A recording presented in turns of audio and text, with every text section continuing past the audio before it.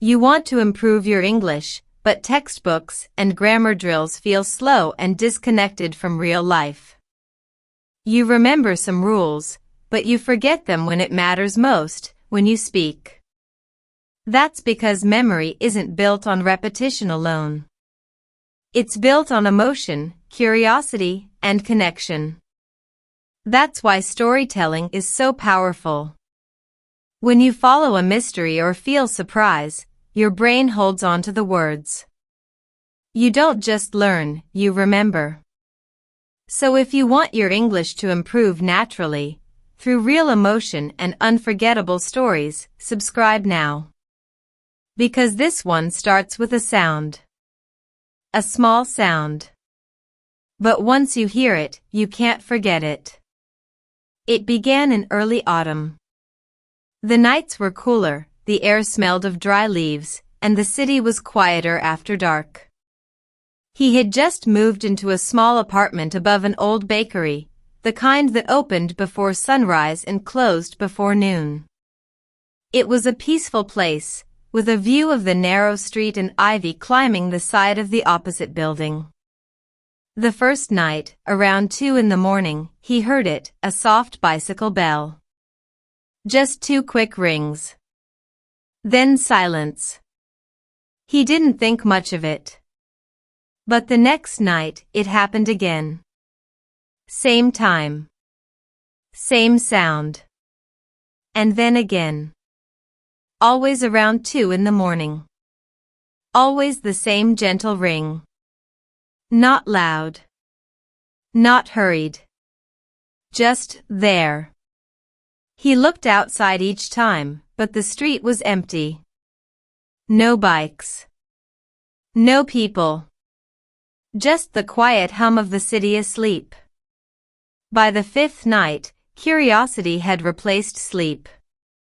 He sat by the window with a cup of tea, waiting. When the bell came, he leaned out quickly, nothing. Not even wind. Just the bell fading into silence. He started asking around. The elderly woman downstairs, the baker's wife, said she hadn't heard anything. The man who delivered flour to the shop claimed the street was always silent at night. His neighbor, a college student, laughed and said maybe he was dreaming. But he wasn't dreaming. He began recording audio at night. One night, he caught it. 2 rings. Clear as day. He played it back for others. They shrugged. Could be anything. Maybe a cat brushed past something. Maybe it's in your head. But why always 2 in the morning? Why always the same number of rings? One night, he went outside before the sound came. He sat on the cold steps, wrapped in a jacket, watching the empty street. And at 2, he heard it, not far, but close. Very close. The bell seemed to come from just behind him, but when he turned, no one was there. That night, he didn't sleep. Instead, he read about the history of the neighborhood. The bakery had been there for decades. The building next door used to be a bicycle repair shop, long before he was born. A local blog mentioned a man named Emil who once lived in his building, a cyclist who delivered bread for the bakery every morning before dawn. He was well known in the neighborhood, until one morning, he didn't show up. No one ever found out what happened.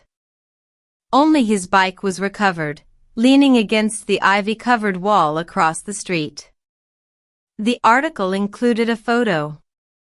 A black and white image of a man standing next to a simple bicycle.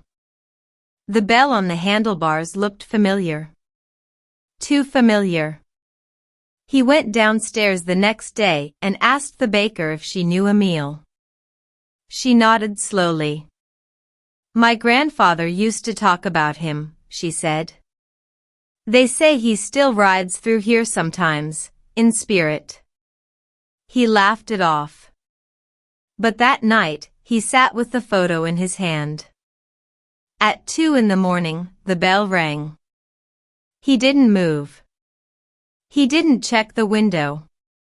He just whispered, "Hello, Emile." No answer.